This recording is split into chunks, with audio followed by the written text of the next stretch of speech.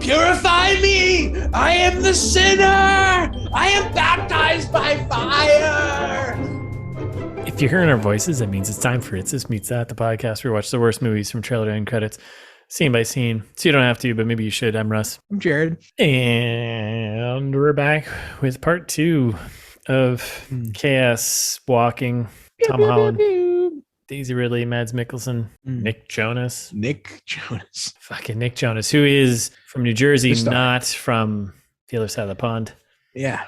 Jolly old England. Who knew? You know Who what? knew? Fuck it. For this, he's from England. That's what I thought. Okay. All right. I'm glad we're on the same page again. I mean, he's not, but let's just say he's from England. Hey, they call biscuits cookies over there. Still a little too much English in there, Nick. Yeah. Mr. Jonas, I mean. No, that's my southern. That's my southern London accent. Yeah, Mr. Jonas, but we're a new world where only Americans have taken over this new world, aka New Earth. Try doing Mads Mikkelsen. Yes. Can you do a Mads Mikkelsen? You're his son. You look just like him. So we're back. Yeah, part 2. Here we go.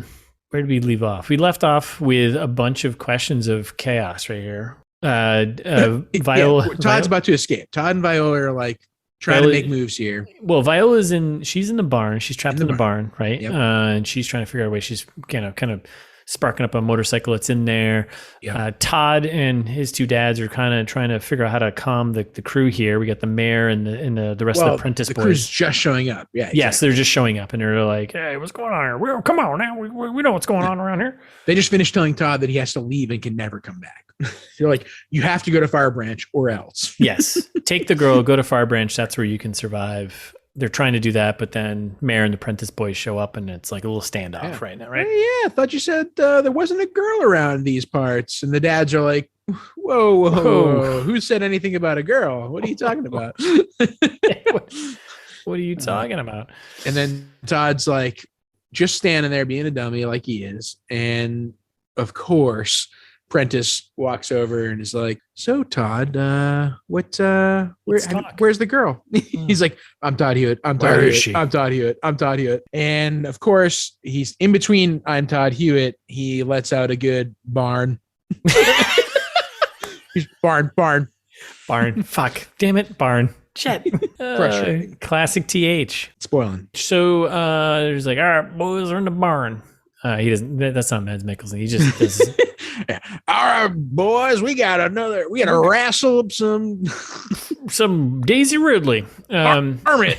Get that vermit. So they head for the barn and as they go to unlock the barn door, it kicks open and Viola here has got the motorcycle up and running and she just... Because she is the smartest person in the movie. Yes, she is the smartest person in the movie. She knows how to fix a motorcycle and she does it and she just takes off, which is the right thing to do. Yeah, and that's when Todd's like, hopping on my horse. I'm also going to take off after her. Well, we get a couple quick things happen here, right? So one dude's about to take a shot at her. Todd knocks that guy out to show that, he wants to save her, blah, blah. And then we get Killian there. He's going to make a move and Davey, the son there, shoots Killian, right? Right.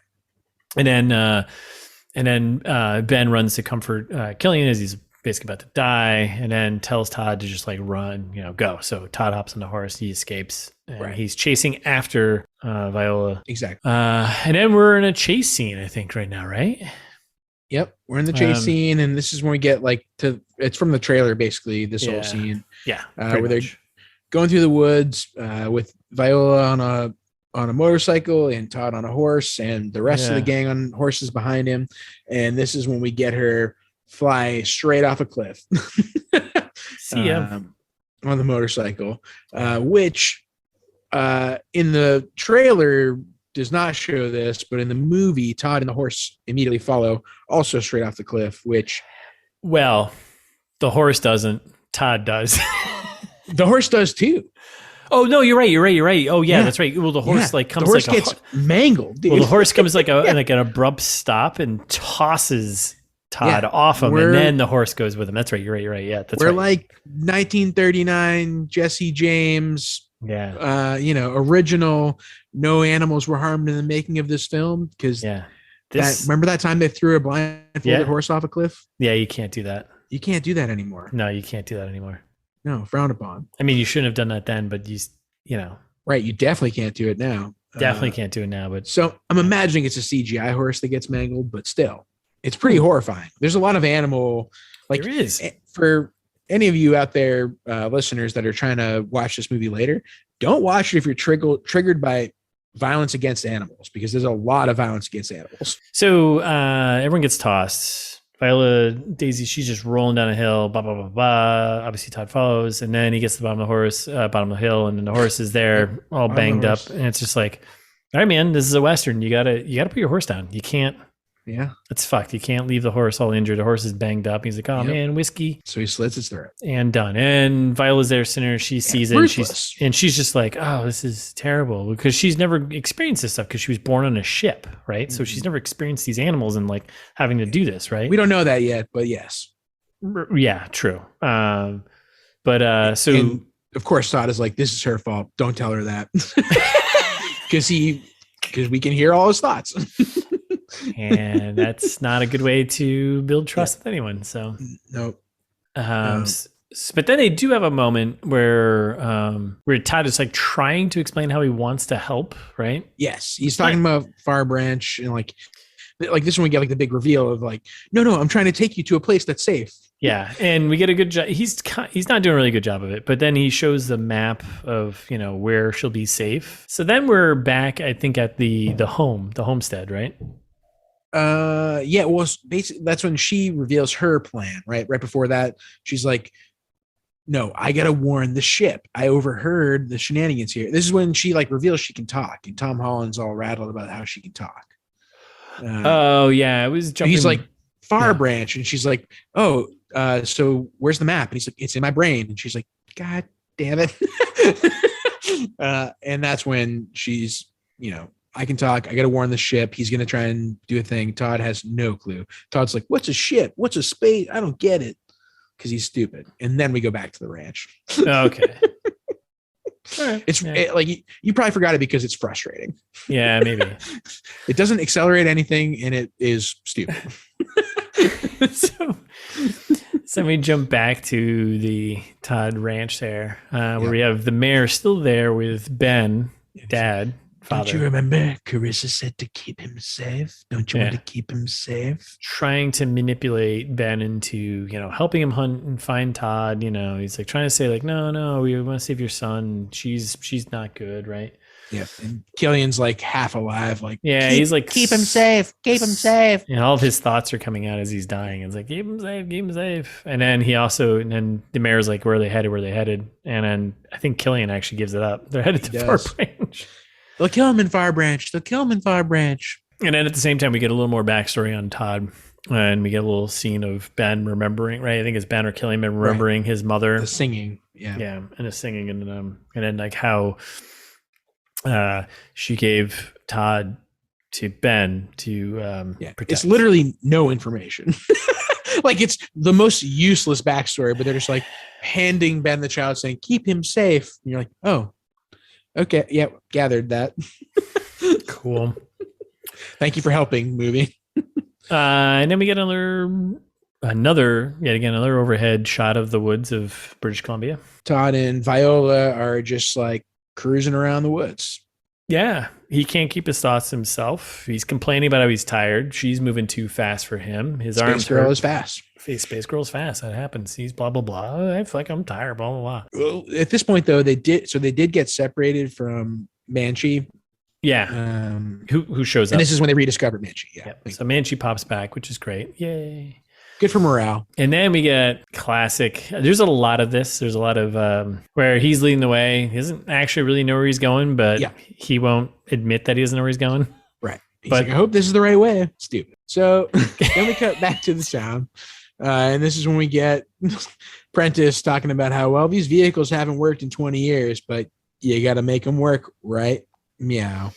And like they start doing industry again, and they're like, get the weapons, get that. We're going on a girl hunt.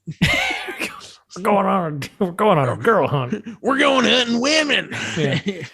Except for Davey, Nick Jonas. He's like, we're going on a hunt for women. I can help, Papa. I can help, Papa. Let me help, Papa, with the biscuits. Yeah, so then, there's shots of guys scraping all the crash site for batteries, which at this point doesn't matter. And then we get a little bit of conflict between the preacher and the mayor, right? There's definitely some tension there. Like a little bit, yeah. I mean, the preacher's, he's clearly crazy preacher guy. Yeah. And he's like kind of really putting the pressure on Mayor Touched Prentice. by an angel. Yeah. You might say. Yeah. And he's just like angry. His thoughts, by the way, also come with like a little bit of a red kind of burning flame to them. You terrifying. That? Yeah. So he's just like talking about the apocalypse. Judgment Day. Judgment and like the floods. The floods and just going to show your secrets. And he knows all of the, mm-hmm. the mayor's secrets. And then that's when we get Ben walking by. Because apparently Prentice did talk Ben into helping to hunt down Todd, where he's like, you can't tell me what to do. And then a little more Carissa hallucination of keep him safe. Yeah. So obviously that'll play a part later. And then we're at a river in the woods and they're hanging out. Todd's like, gotta go get lunch, takes off his clothes. Strips down naked, pretty much right in front of her. And Viola's like, oh, okay. That's how we're playing. All right.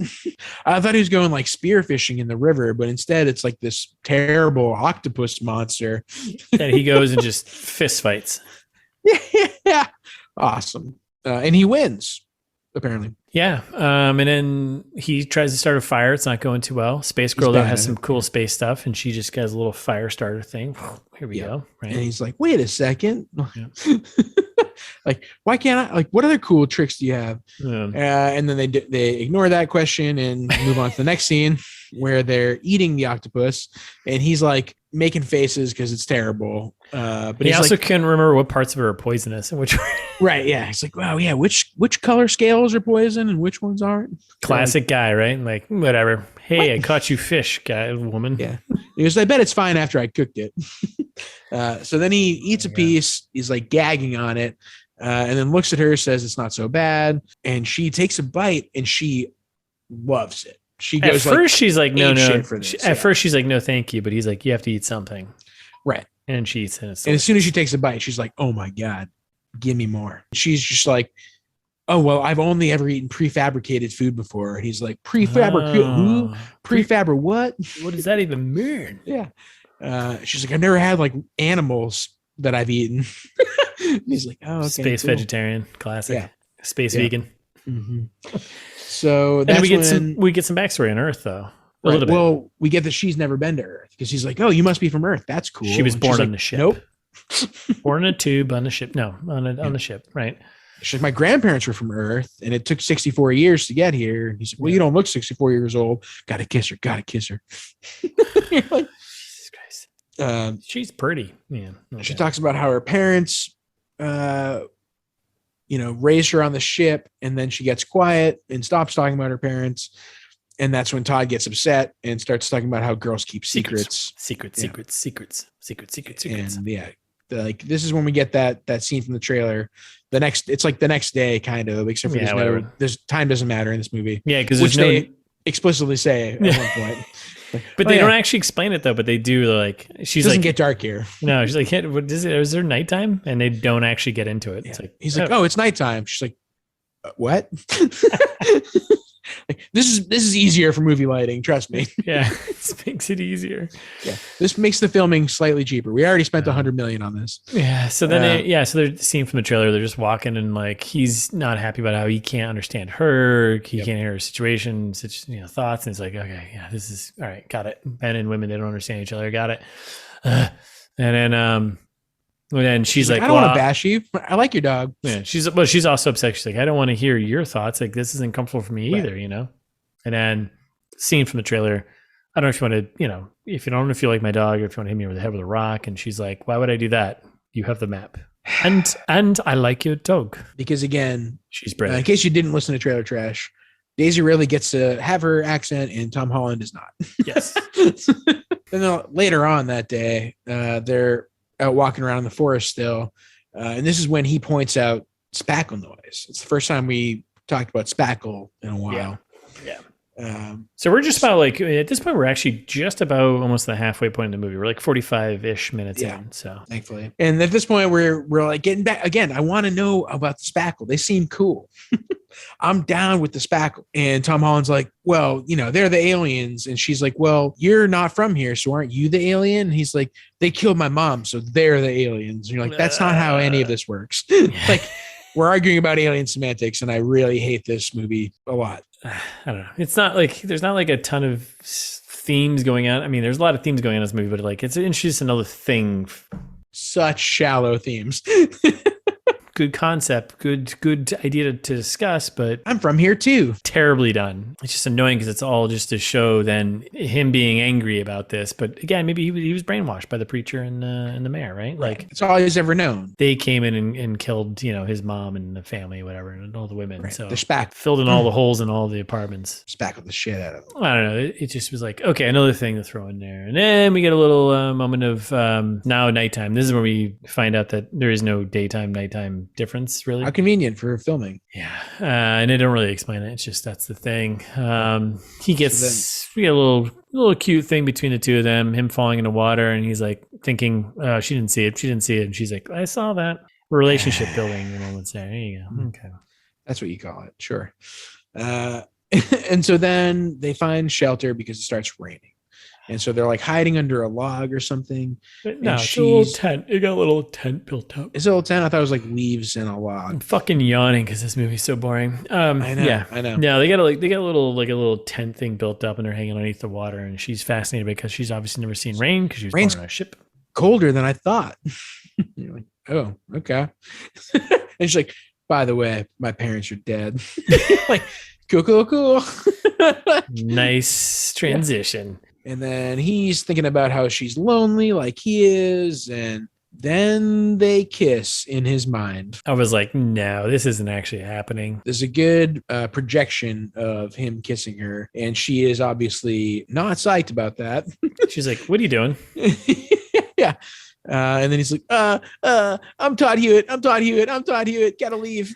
And like runs away with his dog and sits in the rain by himself until the next morning. And we're still in the woods. She finally was like, I'm Viola, by the way. Sorry. Yeah. You could say whatever. Part. Yeah, whatever. He's dreaming and it's him watching her pet his dog or something. Yep. Yeah. That's it. That's the dream. It's an interesting dream. Yep. Okay. So she finally wakes him up like of all the dreams. She's like, hey.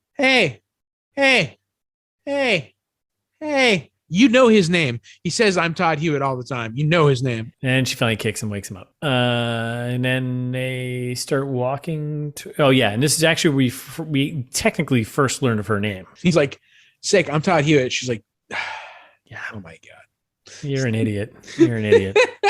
Of all the planets I landed on, with all the cute guys on the planet, I find you. You're an idiot. It had to be this one with the moron. Okay. Yep. Had to be this moron. So then they're walking around the forest more. They come across a spackle village. Todd's like, it's a spackle village. Then they see a spackle. So there's a spackle in the river who has half an arm.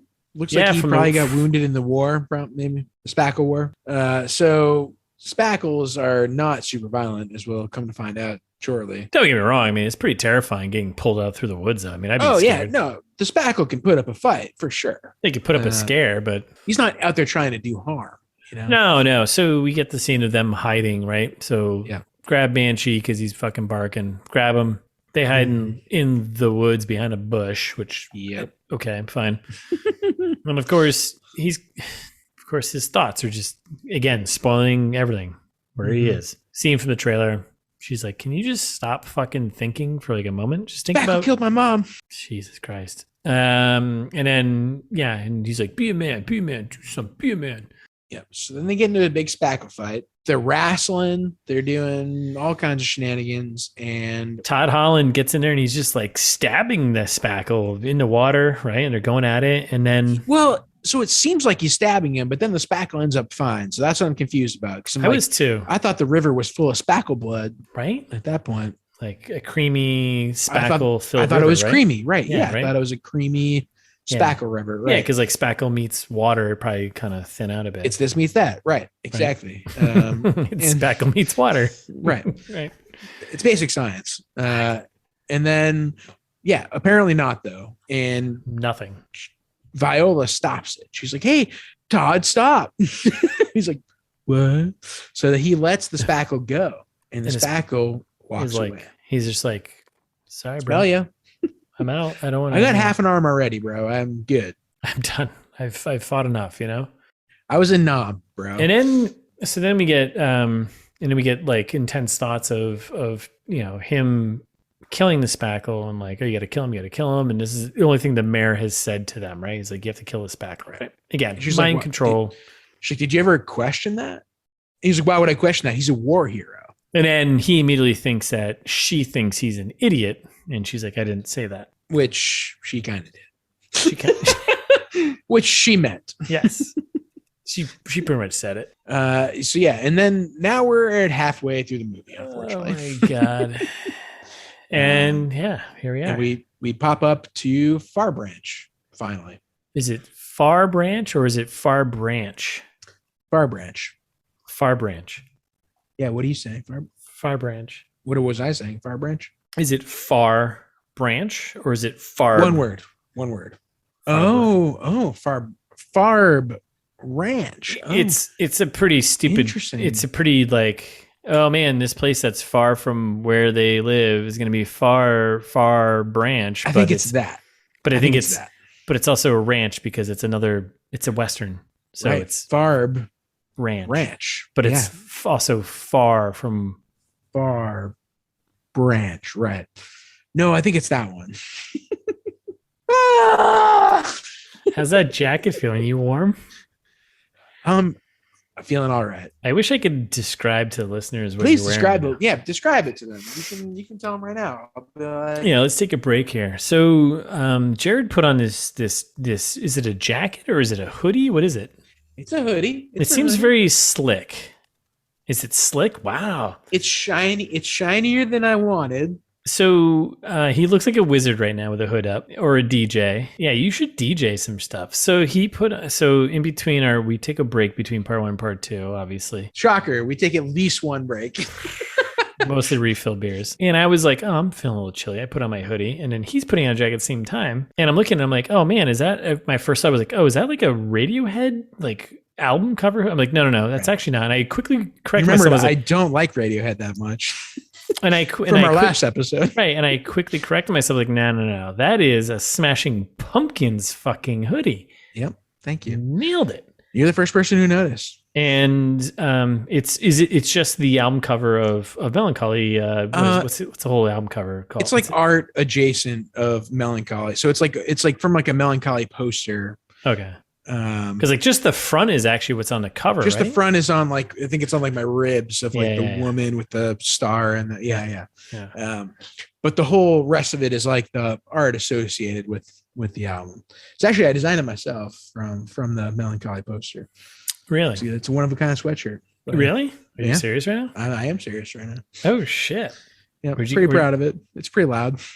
It's very loud. It's pretty shiny, but you could be a DJ. Shinier than I wanted.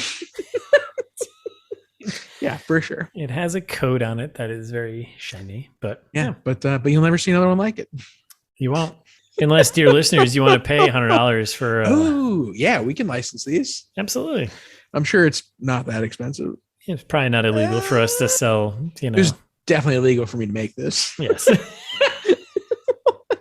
I just stole the artwork, and we're like, please, sweatshirt company, make this on a sweatshirt for me. Okay. Well, yeah. So. Thank you. I appreciate you commenting on it because it means a lot to me. So Farbranch? Farbranch? Farbranch. It's either Farbranch or Farbranch. Farbranch. Oh, maybe it's Farbranch, as in like it's a really far to reach. Is that what you were saying earlier? That's what I've been saying the whole time. Well, you didn't really say that, though. You didn't explicitly say that. Like Farbranch. Branch was like a branch of a tree that you can.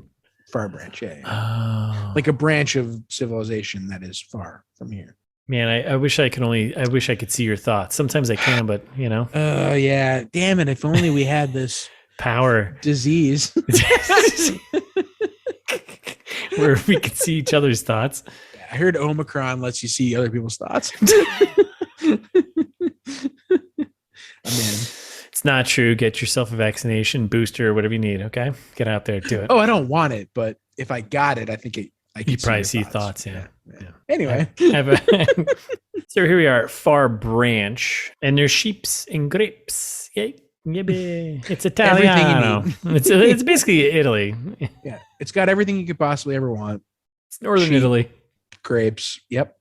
And Manchi always giving them away, barking like a fiend. Motherfucker. Classic Manchi.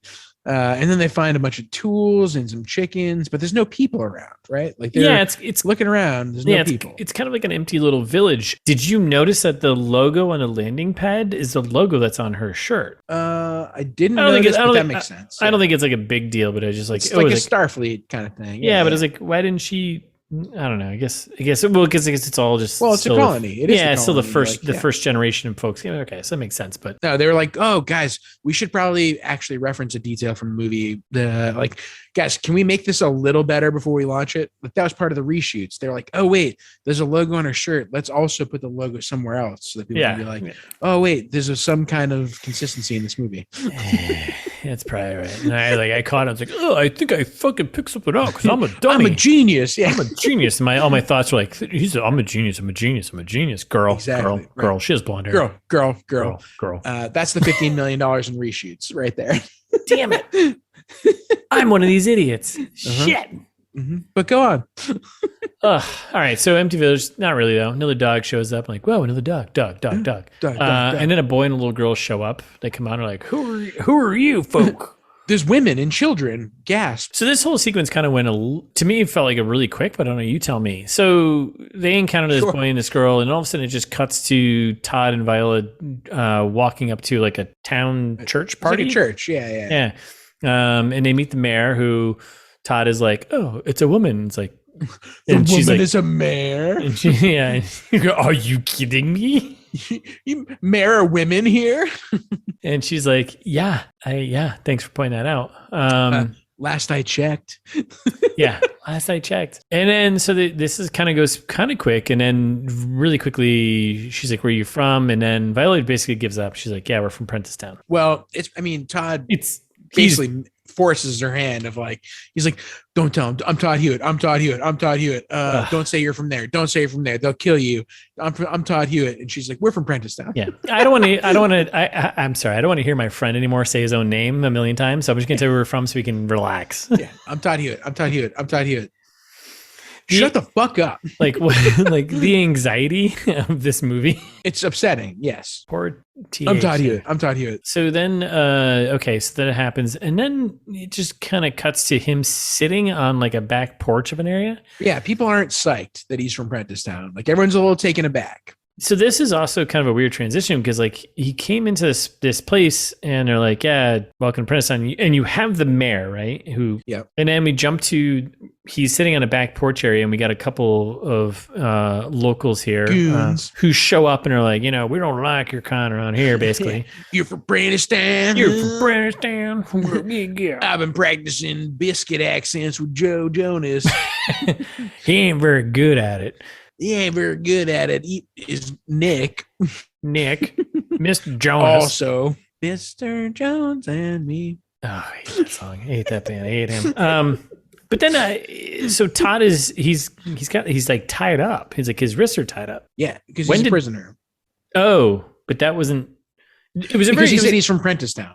So like they were like, "Oh shit." Yeah, well, okay, but that tie this guy up. But none of this makes any sense because literally a scene later, so he's sitting in the back there. We get a bunch of guys who come up to him, like talk shit to him, right? Right. And like, "We're gonna string you up because like you're that's from what we do." Prentisstown, right? Well, they said guys from Prentisstown get the rope, and he's like, "All right, well, I'm from Prentisstown. Rope me, bro." What he's up? Like he's about trying to fight them, but like he's also tied up. So, but then the mayor comes out and is like, "There's none of this happening. No threats. Yeah, no threats from you, please." But then we don't say. But then she cuts him loose. Well, because they're like, "Well, that's the law. Men from Prentisstown have to do whatever." And she's like, "Well, we don't have any laws about boys from Prentisstown." And in the book, he's supposed to be a boy. In the movie, he just looks like a boy because he's Tom Holland, but he's actually like in his 20s. Yeah. Basically, what I'm getting at is that the jump made no sense. Sure. Yeah. No, there's lots of yes.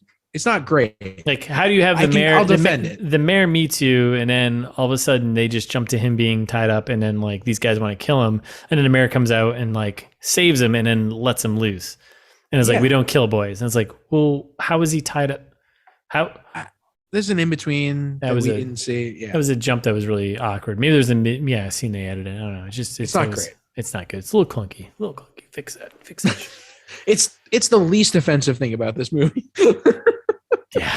And then we're back out in the woods, of course, and we're with the Prentisstown boys and the mayor, and I guess they're digging. I don't know what they're doing. They're at a campsite. And then we got the preacher having some seriously, he's just like lost his shit. He's going some major crazy preaching, right? Yeah, talking about how wickedness brings sickness and like the wickedness of the boy. Everyone's got to repent. There's going to be shenanigans. It's not good. It doesn't look good for our heroes, if these are our heroes.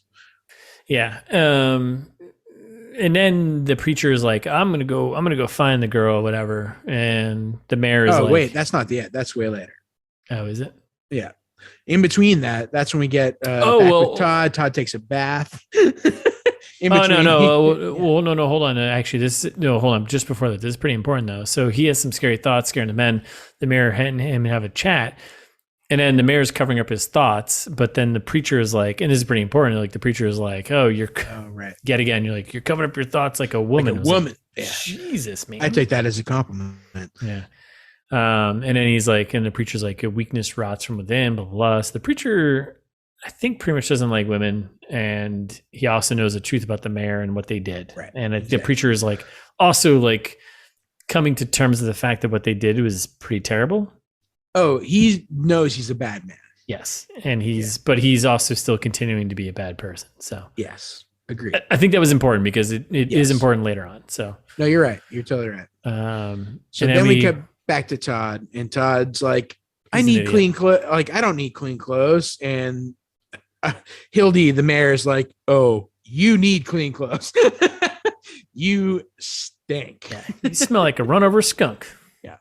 So he apparently Todd has unbelievably never had a hot bath in his life, which is baffling to me because like they have heat, I think. I don't know. They do make fires. I don't know. Stupid. Really frustrating. He's like, oh, I never had a hot bath. Also, like, tell me about yourself. And Viola's like, well, I got to send a message to my people before it's too late. Like, we got to do all kinds of shenanigans. And he's like, blah, blah, blah. I'm playing in the bath. I hate it. And then we jump to backstory for Mayor Hilda here. Hildy. Yeah. So we jump to backstory. So we're still in like the cabin here that she's set them up with, and it's her. We're just a simple church community. Simple church community, church folks. They have no way of communicating with anyone. So okay. We let all the machinery get fucked. We just forgot 20 years ago. Let all the shit rot. It's like great. Fucking classic church folk, you know? And then she's like, hey, if you want to get communication out, you have to head to Haven. The original settlement. And I love how when she's like, wait, Todd, you didn't think there were just 2 settlements in all of the whole new world, right? And he's like, no, I thought there was only one. Prentisstown, I thought, was the only settlement. Dummy. You dummy. Yeah, he's so stupid. He's so dumb. And then Viola goes on about like, well, if my ship if I can't communicate with my ship, then basically what's going to be happening is they'll move on to the next settlement and I'll be stranded here. I'll be stranded here forever. I agree. Sounds like absolutely terrible. Yeah. This planet sucks. This is the worst planet. Truly. Yeah. Nothing to do with the planet. Really just like the people on it are trash plus spackle. Well, yeah. I mean, also, being able to just hear thoughts of people sounds pretty trash. Like, yeah, I don't want to hear that. So that's when Tom Holland, of course, Todd is like talking about kissing her in his thoughts. And of course, she freaks out and she's like, all right, enough. Justifiably, she's like, yeah, God damn it. Leave me alone. And he's like, I bet she hates it here. And then they're like, okay. Yeah, man, you're not helping. You're not helping. Time for bed. Yeah. So then it's like a quick cut to the Hildy is showing Todd to the sleeping room, like, oh, men and women sleep in different places here because men are too loud. I thought this was a snoring joke. I thought it was like a poke at men snoring. And there's one guy sitting there sleeping and he's just dreaming about baseball. And it's very loud. Which you would think for Tom Holland would also be upsetting because he doesn't know what baseball is. Right? But right? What do I know? Does he do that every night? He says, yeah, I'm sorry for your loss, but yeah. All right, so we're back with the Prentisstown boys camp here. We get the preacher. So this is the point where the preacher's kind of like really fucking losing his shit. And he's like, "I'll go get the girl," and he takes off, which is kind of weird because I don't know why Mayor Prentice just didn't like shoot him there and just like, all right, let's just kill this guy. Because he's the preacher. They're men of God. They're all trying to be like the preacher. It has become like a medieval society where they're like, oh, the preacher is the most important guy in town. He's half the reason why they slaughtered the women. Right. We find out later. It's true. Right. You can't shoot the preacher. Right. Yeah. They're men of God. That's the premise. So preacher goes running off. He's like, oh, I'm going to go get the girl. And the mayor's like, no, we want her alive. Yeah. Don't go do that. You're going to slaughter her. He's still got his machete in his chest, which he never uses, which is so disappointing. Well, he uses it kind of later, but not to any effect. Yeah, no. He uses it poorly. Yeah. Yeah, I was kind of actually, whatever, I'll get to it. I was kind of hoping that Tom would have used it. But anyways, mayor doesn't want that. So the mayor's like, hey, go follow him. Just keep it a distance. So then we're back at the old Farbranch bunk. Back at the Farbranch. Yeah, Farbranch. And we get Todd having thoughts of Viola. Can't sleep. Not seeing her again, blah, blah, blah. And then he just shows up to her bunk and is like, hey. She also can't sleep. Yeah. Can't sleep, right? And then they have a big fight about how he's got his mom's journal that Ben slipped into the sack there. Yep. But she's like, well, don't you want to know about your mom? And he's like, no, I can't know anything about her. Don't you understand? And she's like, no, I don't understand. You have the journal right there. And he's like, I can't read. Goddammit. You're like, oh, why didn't you say so? Yeah, man. So that's when she offers to read to him. It's very sweet. Which I'm kind of surprised at, like in that moment, why wouldn't in his mind, wouldn't he have had thoughts of like, I can't read. And he's trying to cover that up? Because he's literally given up everything else about him. But in this moment, he has no thoughts instead. It's stupid. Right. So then she offers to read to him. And apparently, conveniently, his mother started the diary on the day of his birth. All the backstory. Here we go. The diary, we'll get to it as we talk through it here, but the diary is maybe 4 pages long. So much backstory, though. Oh, my goodness. Not very extensive. So she started the journal on the day he was born. She talks about how, his father is dead. We have no idea who his real father is. She doesn't name him. We have no clue. Yeah. And how he's super handsome, though, as a baby. He's going to be just like his dad and his mom, and the ladies of New World won't know what hit him. He's too sexy as a baby. Yep. Super sexy. Part of this. Yep. So then she starts talking about Prentice and how he's crazy, and how like the women see him for what he truly is, and how the women start to be not trusted because like the men are going a little crazy because the women can hear their thoughts, but we can't hear theirs. And the preacher burned all the books too. Right. So the preacher kind of lost lost his brain because of the noise and like lost his mind like a little bit, right? Like as with the rest of the men. Right. And he's like, only the noise is the light in the darkness. So he lost his shit, burned all the books. So there wasn't a lot of stuff around. Convinced that women have no souls because they have no noise. Right. And then they're like, oh, and that's it. That's the last entry of the diary. But this is like 2 pages. But it's enough for our hero, Todd, to put it together that the spackle didn't kill the women and that the preacher and Prentice and the boys did. Right. Exactly. Which... How did you feel at this point? Did you feel like this was like kind of obvious, or was this a surprise to you? No, this was not a surprise to me. Yeah, I didn't think so. Okay, me neither. No. Like from the beginning of the movie, I was like, this preacher is not good. And when they kept building up this whole thing about all the women dying, I'm like, I'm thinking the spackle seems like we've always been a war at East Asia kind of thing. Yeah. You know? Yeah. Okay. All right. Good. Okay. So we're on the same page there. And now Todd has a new directive. He's got a new mission. He's got to kill Prentice. Got to kill Prentice. Fuck that guy. And then he runs off. Right? He jets outside, and I think it's the point where he like it's just fucking chaos thoughts, and it was like, this is okay, I can't handle this. Right.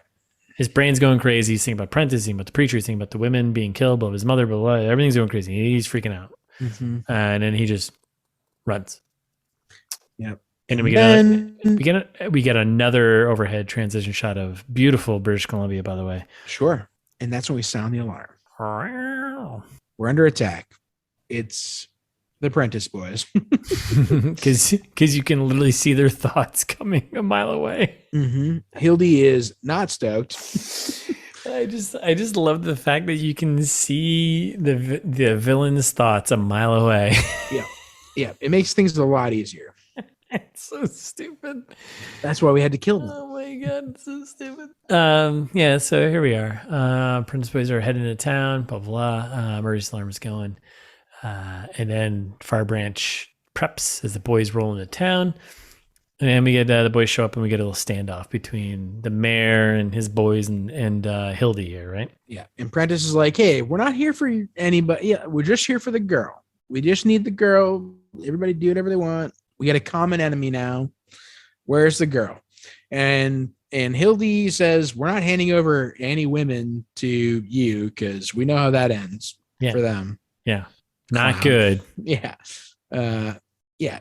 Not cool. Yeah. So that's when Prentice starts like trying to convince the crowd, like, oh, well, before you know it, there's going to be people here. They're going to try and steal all your shit. They're going to steal your town. They're going to steal your family, all your stuff, your land, your property. Like, look out, because the next wave is coming. It's all the girl's fault. She's going to alert them. Yeah, I don't. So this is again like another moment of like. So he's kind of doing some like mind control stuff here, but it's more of like it's not mind control. He's just it's not being really, he's being a good demagogue. Like he's being a good dictator. He can he's speech. Like he can Hitler. I was just character. Yeah, just gonna say like right. He's a good orator. He's got a good speech where he's convincing people, but he's also got his thoughts are going out there like on top of him speaking. Of being like kind of controlling, like, hey, here's a circle, blah, blah. And then on top of that, throwing in his propaganda about how she's got people coming here going to just, destroy They're gonna take your shit. Yeah. And a couple guys do fall for it. And there's one guy in particular, do a quick cut surrender. Yeah. There's one guy in particular that cut. It was important. There's one guy they cut to, and he's just like, and he just turns and runs away. It's like, okay, that guy's going to go do something stupid. But this is also when Matthew, the guy who was threatening Todd's life earlier, is great. Tries to shoot Prentice. Like, you're a liar. Yep. Takes a shot and gets immediately blown up by whatever energy weapons. Fucking toasted. Yeah, the Prentice boys have. And meanwhile, somebody finds Viola in the house, right? Yep.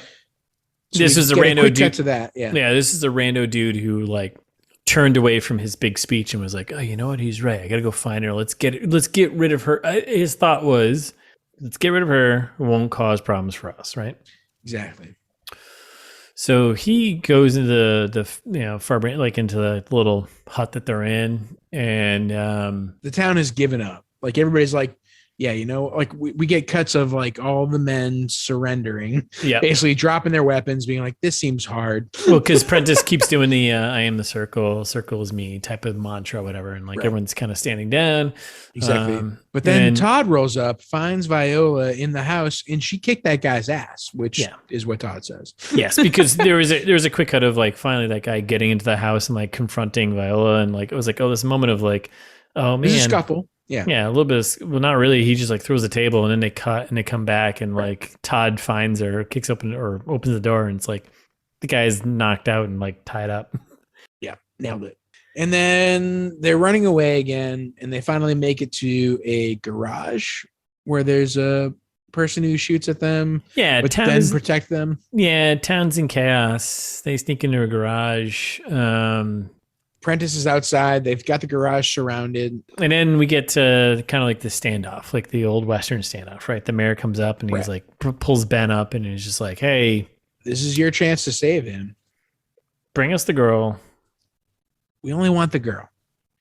We only want the girl. We'll leave Todd alone. Save the boy, bring us the girl. But as everyone knows, that means bring us the girl, we kill everyone. Everyone knows that. This is the pray I don't alter the deal any further, you know? So Ben goes inside the garage. He's like, don't worry, I'll get him. And this is where we notice that Ben's got transition glasses, by the way. Did you catch that? No, don't care. Oh, yeah. Outside, he's got sunglasses. Inside, whoa, straight up glasses. I was like, wait a second. Lame. New world, new technology. Oh, new world. And then we get some more backstory here from Ben. He talks to Todd. This is when Todd reveals that he read the journal, and by he read, he means she read it to him. Because he can't read, because he's an right, idiot. He's illiterate, because he's stupid. Right. Yep. Yeah. Sorry to our illiterate listeners. And Ben's like, well, I thought I could protect you. Ben's whole thing was like, hey, my bad. I'll protect you right now. And so then we cut to him leaving the garage with what looks like Viola in front of him. He brought Viola out. He's surrendering. She approaches Prentiss, and Prentiss is doing, very Mads Mikkelsen kinds of lines of, oh, well, I'm glad that you finally agreed to come to the dark side. There is one slight moment just before this, so that's kind of important. Okay. If there's going to be sequels. Do tell. When The just before, so yeah, when they're still inside talking, we get a quick shot of Nick Jonas, Davey, right? Right. Going up to his dad and being like, he's like, hey, kind of being forceful, like, hey, I can help. I can help. I can get the girl, whatever. I'm going to go and get the girl. And then like he grabs his dad like kind of aggressively, and Mads Mikkelsen is not having it. Right. He just fucking slaps him away and looks at him. And I think that's important because that is a moment of, father, son being like, get the fuck out of here, kid. And then we cut of, I'm sorry, Papa. Sorry, Papa. Sorry, Papa. In his best Southern accent. Yeah. So I'm sorry, Papa. Sorry, Papa. Sorry, Papa. And then we cut to Ben coming out with Viola. And then mind blown. What? Oh, it was actually Ben just thinking that all along. Ben is basically a Jedi. He's like old Ben Kenobi or old Ben. Very Last Jedi. Yeah. Right? Super fucking Jedi magic. All an illusion. No, the Last Jedi specifically. Yeah, that part when it's the illusion. He literally just makes it. Yeah. He does that. Yes, he does. Goddamn Daisy Ridley. And meanwhile, Tom Holland and Daisy Ridley are escaping. Yeah. So they're on the run, and then we're at a river and they're in a boat. Preacher is chasing them, and then she can't swim, but they have to boat. That's part of the premise here. They're at the river. The preacher's chasing them. They have to swim. She can't swim. He's like, we got a boat ASAP. So meanwhile, the preacher's drowning his own horse. Well, which the horses in this movie really get the shaft, right? Like, seriously, animal abuse is rife in this movie. Digital animal abuse, not real animal abuse. I hope. Relax. It's a movie. There's no way to know. It's all There's made no up. way to know. It's made up. Don't let this trigger you. It's all made up. It's all made up. All right. All right. So they get to a boat, which is randomly just there in a river, by the way, Sure. right? There's no No, of reason course for that. it's a boat. Right. Okay. Yeah. All right. They need a boat, Russ. Of course there's a boat. So yeah, so they get in a boat and they start moving, get in a boot, and they start moving down the river. And yeah, she says she can't swim. And then the preacher is literally just like screaming his prophecies, blah, blah, blah. Judgment Day! On the horse. And I was like, man, and he just goes right into the river with the horse, like walking into the river. And like, yeah, this thing's going to get deep, man. If there's a boat, you need a Horse boat. gets mangled. Yeah. And then all of a sudden you're like, 2 seconds later, they're going down like a rapids, like Colorado River rapids. And there's a shot of the boat, and then there's a shot of the preacher on the horse going through these rapids. I'm like, and then we get a boat battle. Yeah, there's a bunch of struggle, a lot of like, climb on the boat. Preacher, oh, you can't swim. She's like, swim to the boat. I can't swim to the boat. On the boat. And then the preacher shows up and he pulls her into the water, and she can't swim. And then I'm on the boat. And then the flip boat's over. The boat. We're gonna drown. We were capsized. I'm on a boat. She still can't swim, and then the preacher's there, and like everything's going on. And the dog is like, he jumps in the water and he starts biting the preacher. And Tom Holland's doing a terrible, or Todd Hewitt's doing a terrible job of beating off the. Yep, he's doing a bad job of beating off the preacher. And then, that's a terrible phrasing, but nope. And then, the worst scene in the whole movie. What do we got? The preacher drowns Manchi in front of Tom Holland. Tom Holland's like, oh shit, we got me, we got you, we got the boat. Let's ride. Wait a second. Where's Manchi? And then looks back and sees the preacher. And the preacher's like, like, how did they get so separated? And how did he get the dog? And like, yeah, he's just standing there. So many questions, but he's just holding the dog underwater like a psycho.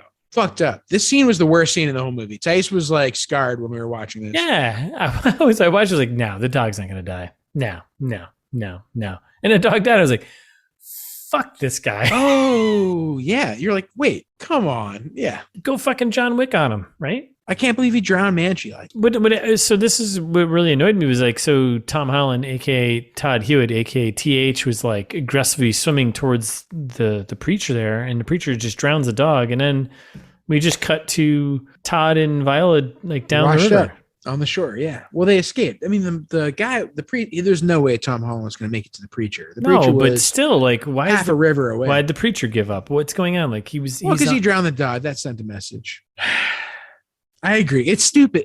I'm trying to defend the movie. Why am I trying to defend the movie? Because sometimes we do that. It's okay. So, all right. So they're at the end of the river there. It's finally I'm not your enemy. I know. Fuck, man. Let's get the enemy of my enemy is my friend. All right. Let's get through this together then. Let's hold hands and get through this together. I hate this. Yeah. All right. So then Todd is sitting there having thoughts about his dead dog, and he's like pacing back and forth, and he's just like, rest in peace. And he's like, doesn't want to start crying. He can't cry because that's weak.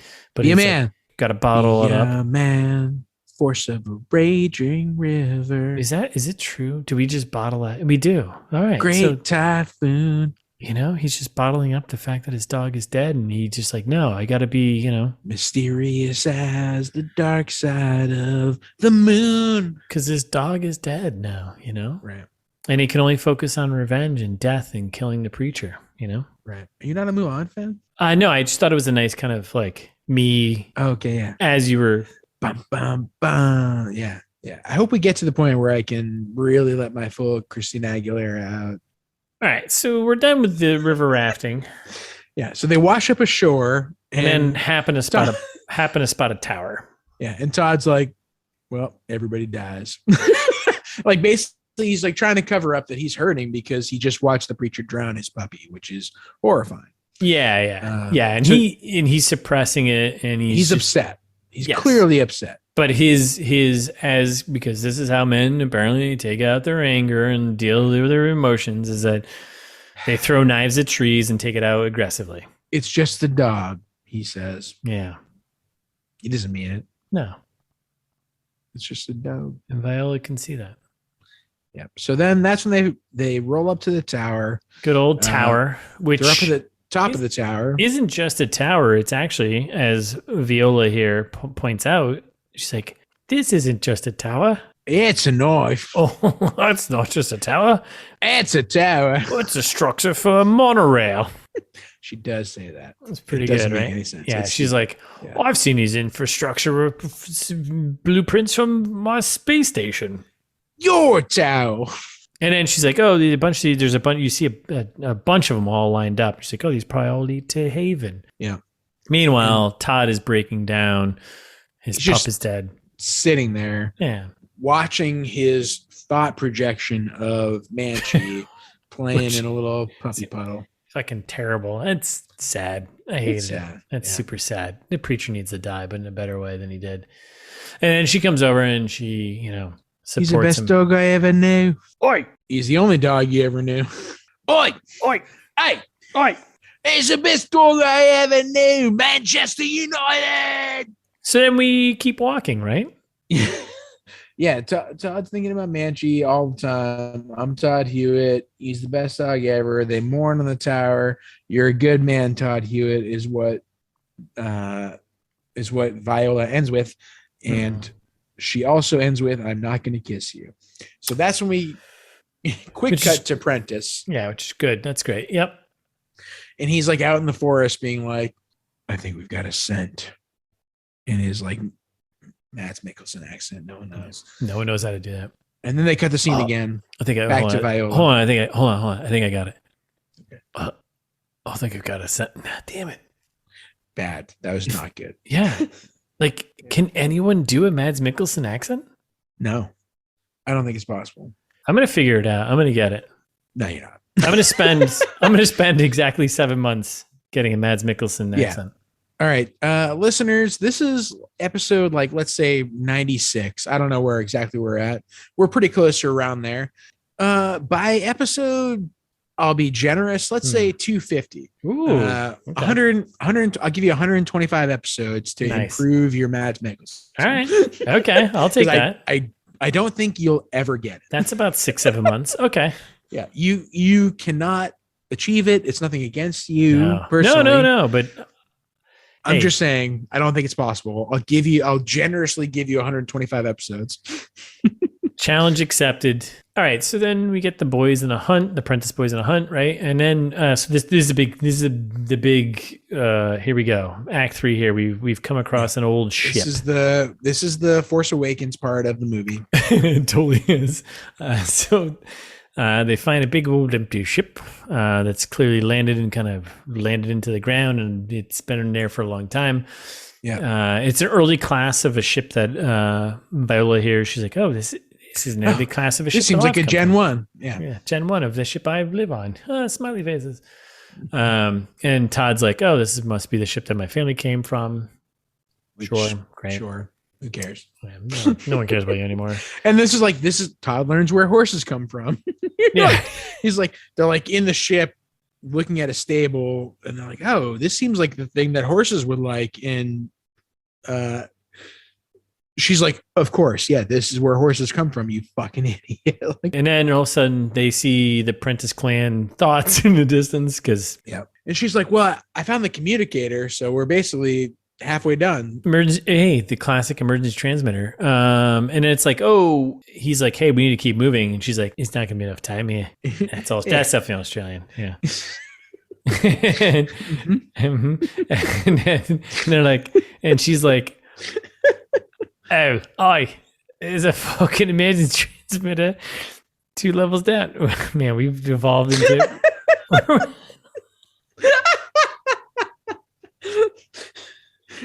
No, this is going really well. I think it's great. It's fine. Don't worry about it. So there's a fucking emergency transmitter fucking 2 levels down from here. Oh, there's a fucking transmitter 2 levels down. And Tom Holland, not in his English accent, is like, oh, really? Oh, I also like shrimp on a barbie. And then the Prentice boys, they show up and they've got a plan. And the mayor's like, hey, Mads is like, just surround the ship and wait on my orders, right? Easy instructions. Seems pretty simple. It's a pretty big ship, though. Not a lot of guys, but whatever.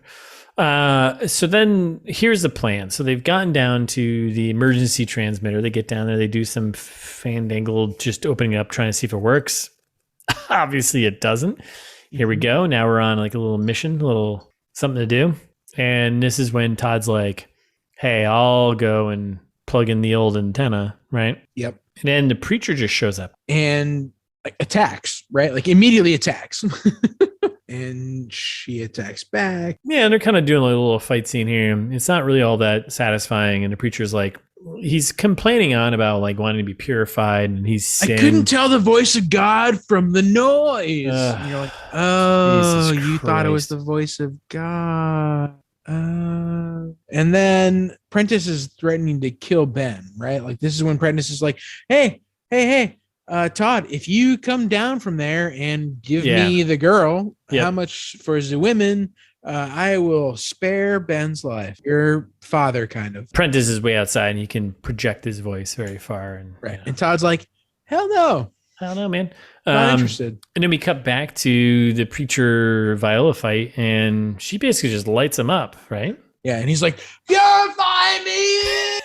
I am the sinner, baptized by fire. It's so aggressive and just seems so, yeah. Then he explodes. But then he keeps whispering and then he disappears in his little... It didn't feel like a really satisfying death for the guy that basically planned... Murdered all the women? Set the seed of murdering all the women and then murdered the dog. And a horse. Yep. 2 animals, 2 animals, 1 scene. 1 cup. And that's when Viola's just like, okay.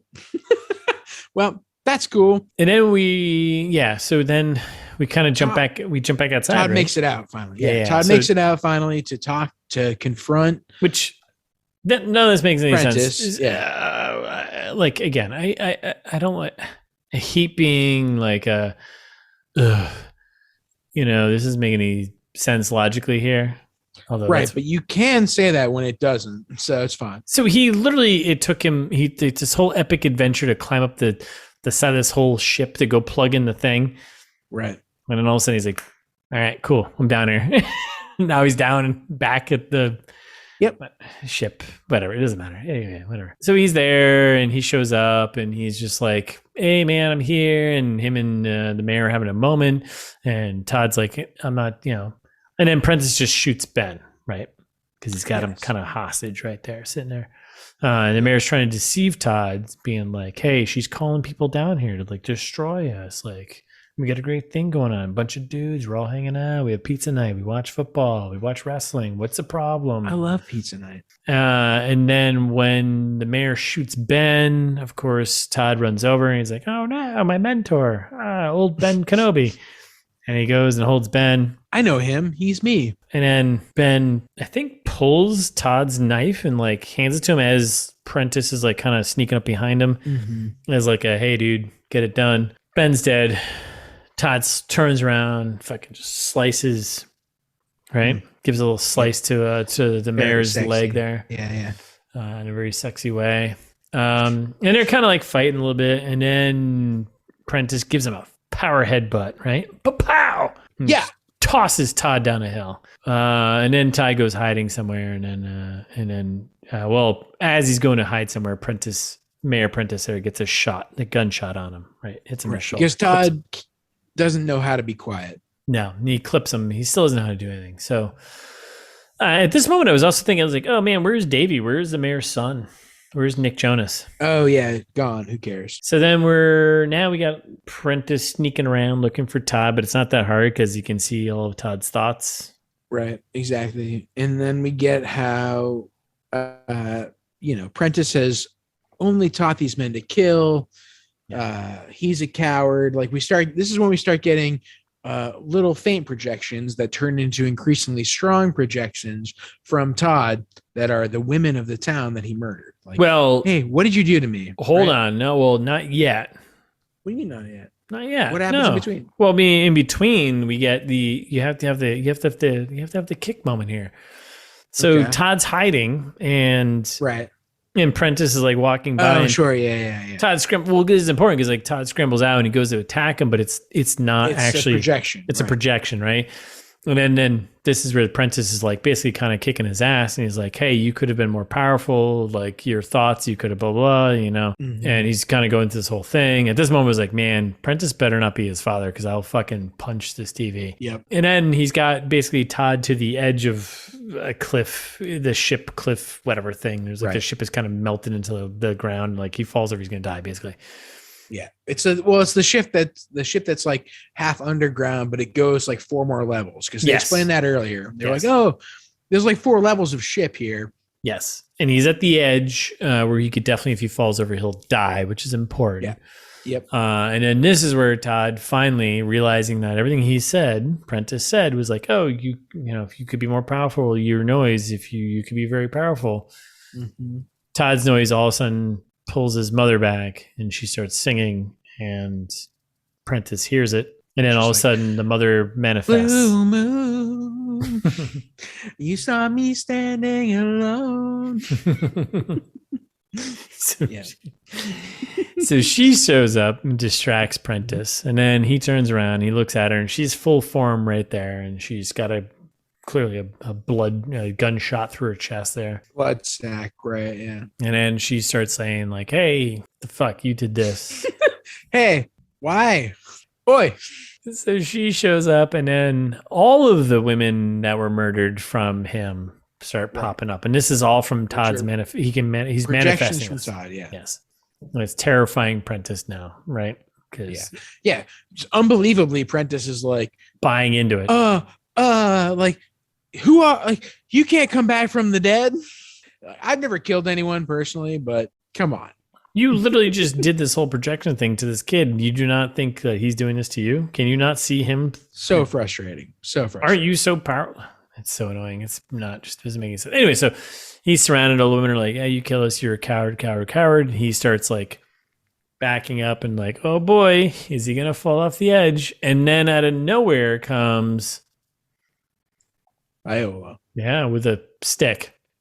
She takes a couple swings at him, pushes him further back. He grabs on, and then she's just like, "Hey, motherfucker, see ya," and she lets go the stick. It's a Lion King move. Yeah. I mean, that's an old school move. That's like an 80s action movie move. It's like a Die Hard. Yeah. And then, so that happens. So Prentiss is dead. He falls down to his death. Finally. And then we get Todd kind of like he's super dying, right? And then you get the apprentice men approaching from the outside, but also at the same time, the ship is approaching the lower atmosphere. Yeah. The apprentice men leave because they're scared of the big ship. And they literally yell out, "Let's get out of here, boys!" Yeah, we gotta get out of here. Nick Jonas, right? Oh, well, dog, yeah, I'll get along, little biscuit. And then cutscene, Todd wakes up in the ship hospital, right? Yeah, he's in like a med bay bed thing, right? Yeah, and Viola's there. He's like, "Wait, you're here?" And she's like, "Yeah, I'm here. Obviously." Yeah, Avi. "You've been out for days." And he's like, "What?" And then she's like, "Oh yeah, we're on my ship. The second wave. We're all staying as a town. Are you gonna hang out with me as a fucking town?" And then he's like, "Is she gonna kiss me?" And then she's like, "Tee hee hee. No. Here's your shirt." Yeah. Which no. The only part of this movie was like, "Good on you, movie. Glad they didn't." And to which he replies, Todd Hewitt. The end. I hate this movie so much. God. So that's it. Todd Hewitt. We made it. Fuck. And then there's 10 plus minutes of credits. Oh, it's like really slow. It just feels like a lot. I mean, I've watched a lot of credits. It feels like a lot. Hate it. Hate all of it. One of the, I don't know. When I'm like, is it one of the worst movies we've watched? No. Would I want to watch a sequel? Actually, maybe. Am I interested? Does this movie sell me on anything? No. Horrible. No. Do you want to read the books because of this? No. Which is terrible because I think the books actually were. I'm sure they're fine. I want to read the Wikipedia about the books. It made me interested enough to be like, oh, I am curious. What does the noise mean for the greater population here? But otherwise, I hate this. It was awful. Yeah. We might as well drop it right now. I mean, we had a little chat off earlier, but like these books won a ton of awards. I don't know if we mentioned this, but like they won a ton of awards. It's UK, like in the UK, which, yeah, come on. Take it with a grain of salt, listeners. Right. Other than our UK listeners, in which case, take it with the law of the land. This is the law of the land. But it won so many awards, all three of them. And it was praised for hailing themes such as gender politics, redemption, the meaning of war, and the unclear distinction between good and evil. I don't think it covered any of those themes adequately. The movie, I think the book's good. The book's maybe, but sure. The movie definitely not. It's not even fucking close. No. But it feels like they skimped on all of that. Yes, it was the most surface level explanation of anything they could do in the movie. It was like, oh, let's just cut to the part where it ends. Ideally, yeah. I hated it, but I didn't hate it as much as like I hated Artemis Fowl for like I knew that source material really well, and I knew that the movie like really strayed far from it. In this case, it doesn't seem like the movie strayed all that far from it. Like the source material is pretty close. Like there's a handful of like really important differences that it didn't. Cover, but again, we didn't read the book, so but all the critics said that was a problem though. Like it did stray from source material, but I don't know. But I don't know. I think if you pluck themes from a book, and then when you have 7-8 different writers all take their hand at it, right? It's like throwing ideas into a blender, and all of a sudden you get kind of like this diluted version of like maybe what the book was trying to explain, which. Right. This movie feels like that. It's like, man, it was so surface. It was so I mean, maybe they got the Charlie Kaufman first draft and they were like, Ooh, oh, we can't be that nihilistic about this. Like this. Can you imagine the Charlie Kaufman version of the script? Like, that's the movie I probably actually want to see. I think that's how it started, though. I think that's like the first draft of this is like, I think was like art. And they were like, we got to make this more accessible. How do we make it stupider? Yeah. And then they just like, they actively tried to make it stupider. Yeah. Like the Charlie Kaufman version was probably like, this is probably actually a little too adult for young adult. Yeah. It was like, it was like, I'm thinking of Ending Things, but with Tom Holland and Daisy Ridley, right? Mm-hmm. They're the main characters instead of what's his face, who I love.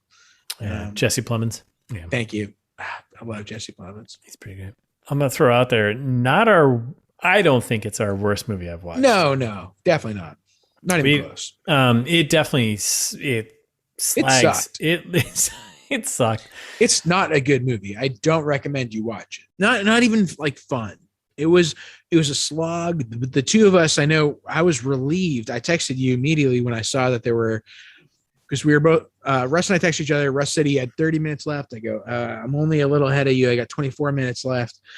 I got to 10 minutes left and realized the rest was all credits, and it was a celebration to me. I was so excited.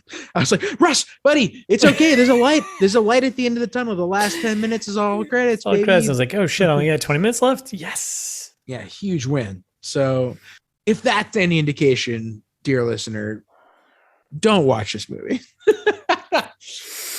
It's definitely not the worst we've seen, but go watch some of the worst we've seen instead. Go watch like Contra Guys, because that was fun. Yeah, movies that don't have less, like, I think movies that have less they're trying to say is better than a movie that's trying to say a lot and does it poorly. And failing. Right, yeah. All right, did we cover everything? We covered everything? I think so. When in doubt, pinky out. All right, well, thanks all of you for listening. Hopefully you stuck around for our... Thank you very much. Yeah, us actually, talking deep about something. Barely. We'll be back next week with a new movie. Mm-hmm. We're not going to say it. But in the meantime, because we're actually not sure what it is. It could be anything. It could be anything. It could be your worst nightmare. Could be Love Actually. In the meantime, you should follow us on Instagram at It's This Meets That, and we're ITMT on Twitter. And you should subscribe to us wherever you listen to us. Apple, all that shit. We both appreciate it. And while you're subscribing, if you could also be reviewing, I wouldn't hate it. 5 stars for the boys. May not love it, but don't hate it. Oh, I super love it. Yeah. Yeah, right? No, yeah. No, yeah, I'd super love it. Yeah. So leave us a review, or you can send us an email. We like those almost as much as reviews. It's just meets that gmail.com. The podcast at the Gmail. And then if you're really hungry for It's Just Meets That content, you just started, maybe you started with part 2. You're like, you know what? Why the fuck aren't you? Like, get the fuck on board. Come on, man. I've heard of this thing. I want to try Chaos Walking part 2. This is my first ITMT episode. Hey, first of all, good for you. I'm glad you've seen the light. Second of all, go to our website. It's thismeetsthat.com. And it's right there. You can listen to every single episode we've ever put out, even the bad ones, but start with the good ones. Yeah. Like 25 episodes in. Yeah. And bless you for doing that, because we love you. We love all of you. Every listener of our podcast. Right? Yeah. All we need is love. All you need is love. Ba-ba-da-da.